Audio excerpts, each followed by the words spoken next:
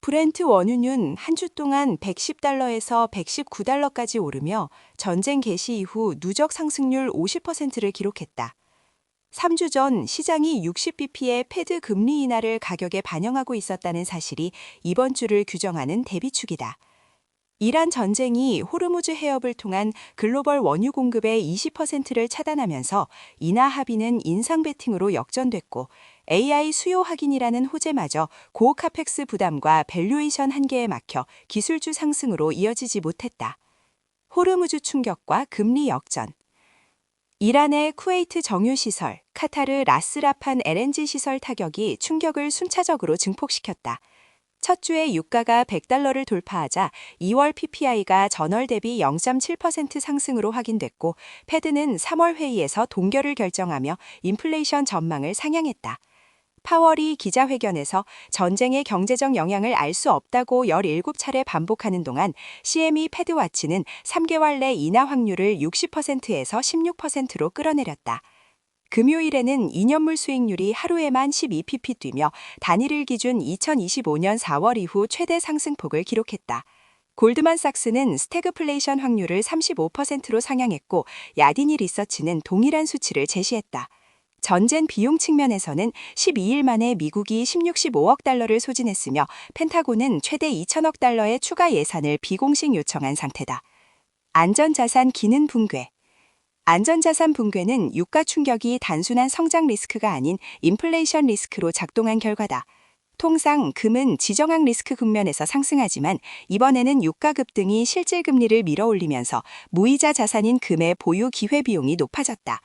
금이 115달러에서 1월 고점 대비 13% 하락하는 동안 은은 세션 내 10% 이상 폭락해 67달러 이하로 내려앉았다. 은 최대 북미 생산업체 헤클라마인은 장중 12% 하락해 16.25달러를 기록했다. 채권 시장도 완충제 역할을 상실했다.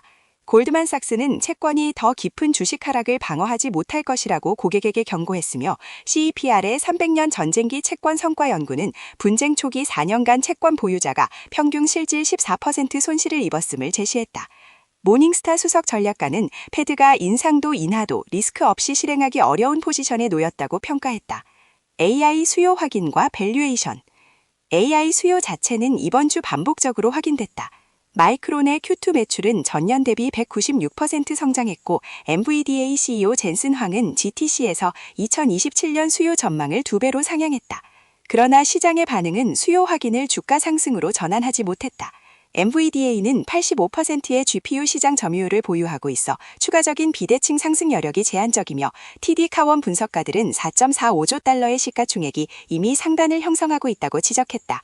MU의 경우 투자자들은 기록적 실적 대신 2026년 25억 달러 설비 투자 계획에 집중해 매도로 반응했다. 메타는 이러한 구조적 문제를 가장 명확하게 드러냈다. 1,350달러 설비 투자로 영업이익률이 34%까지 압축될 전망이고 이를 상쇄하기 위한 인력 20% 감축 계획이 병행됐다.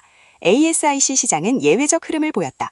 트렌드포스 데이터에 따르면 하이퍼스케일러들이 40% 전력 효율이 높은 맞춤형 칩을 요구하면서 ASIC 매출은 2026년 45% 성장이 전망되며 브로드콤과 마벨이 수혜주로 부상했다. 북미 에너지 냉각 인프라 재편. 에너지 충격은 자산군 전반에 균일한 손실을 가져오지 않았다. 이란이 카타르 사우스 파스 가스전과 라스라판 LNG 시설을 직접 타격하자 월스트리트는 중동 외의 LNG 공급원인 북미 수출업체로 즉각 피벗했다. 에너지 인프라 재편의 논리는 AI 인프라에도 동일하게 적용됐다. 캘거리 소재 AI 서버 냉각 업체 쿠리티 시스템즈가 이콜랩에 47.5억 달러에 매각됐다. KKR이 2023년 2.7억 달러에 인수한 회사가 불과 3년 만에 29배 EV/EBITDA 매수에 팔린 것은 AI 데이터 센터의 발열 관리 인프라가 구조적 병목으로 자리 잡았음을 시장이 가격에 반영한 결과다.